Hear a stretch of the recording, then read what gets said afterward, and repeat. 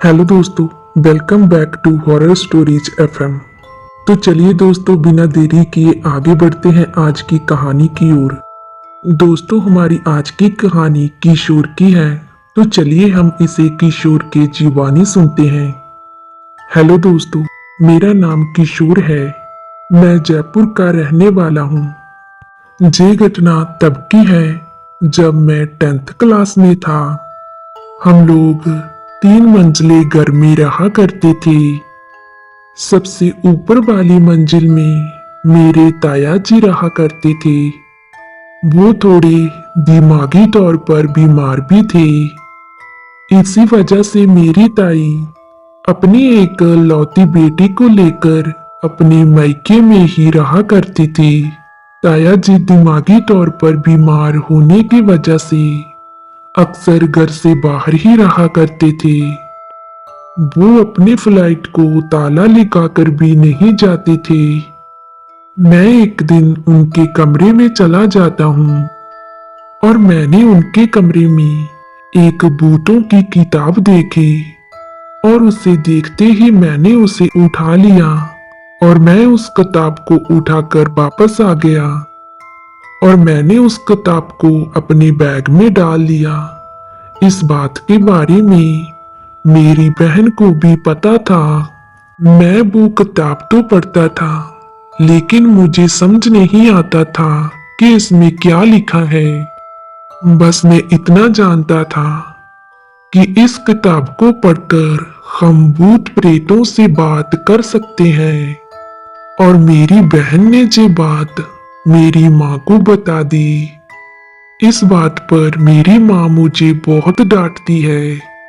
मैंने वो किताब जिस जगह पर भगवत गीता रखी हुई थी उस अलमीरा में छुपा दी और मैं अपने मन में ये सोच रहा था कि अगर इस किताब से कोई भूत प्रेत निकला भी तो वो भगवत गीता को देखकर भाग जाएगा।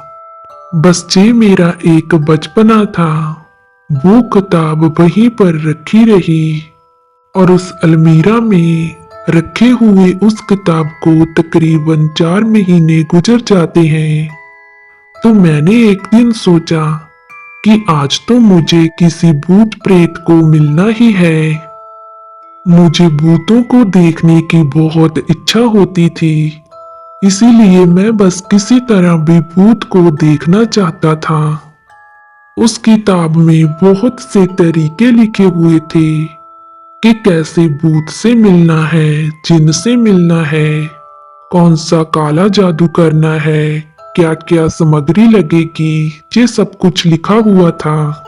और कौन सा मंत्र पढ़ना है, कब पढ़ना है, ये सब मेरे लिए आसान नहीं था।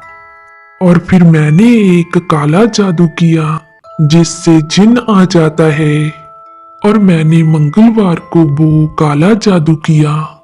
और जब मैं वो जादू कर रहा था तो मुझे बहुत अजीब लग रहा था।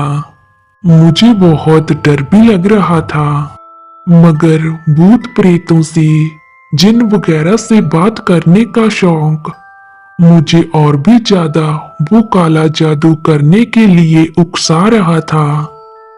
और फिर अगली रात मैं फिर से वही काला जादू करता हूँ, वो मंत्र पढ़ता हूँ।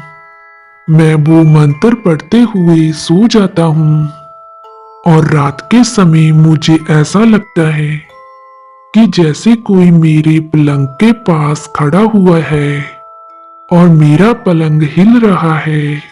मैं घबरा कर उठ जाता हूँ और अपने चारों तरफ देखता हूँ और मेरे उठते ही मैंने देखा कि जैसे कोई चीज मुझे देखते ही मेरी विंडो से बाहर चली गई है।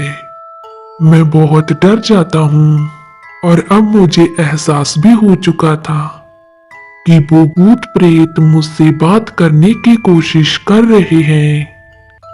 और मैं फिर लेट जाता हूँ और मुझे नींद बिल्कुल भी नहीं आ रही थी।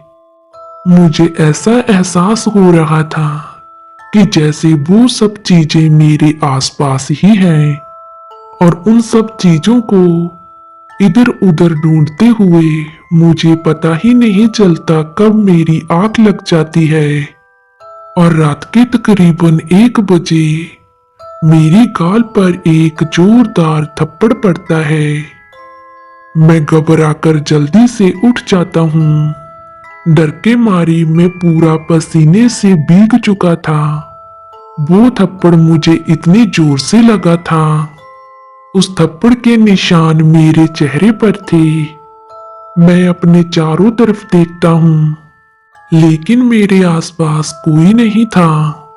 मैं बहुत डर जाता हूँ। डर के मारे मैं थर-थर कांप रहा था और उसके बाद मुझे डर के मारे बिल्कुल भी नींद नहीं आ रही थी और धीरे धीरे समय बीत रहा था, लेकिन मुझे नींद बिल्कुल भी नहीं आ रही थी। और फिर सुबह हो जाती है। उस थप्पड़ की वजह से मेरे गाल पर अब भी दर्द हो रहा था। उस काले जादू और मंत्रों का असर होना अब शुरू हो चुका था और इस घटना के बाद मैं बहुत डर जाता हूँ और भूतों से मिलने की इच्छा इस घटना के बाद मेरे मन से पूरी तरह से खत्म हो चुकी थी। तो दोस्तों, ये थी हमारी आज की कहानी। अगर आपको हमारी आज की कहानी अच्छी लगी तो प्लीज वीडियो को लाइक शेयर जरूर कीजिए और अगर आपको हॉरर स्टोरी सुनना पसंद है तो प्लीज जल्दी से हमारे चैनल को भी सब्सक्राइब कर लीजिए। दोस्तों, हमें मोटिवेट करने के लिए एक प्यारा सा कमेंट जरूर किया कीजिए। तो चलिए हम आपको फिर मिलेंगे एक और नई कहानी के साथ।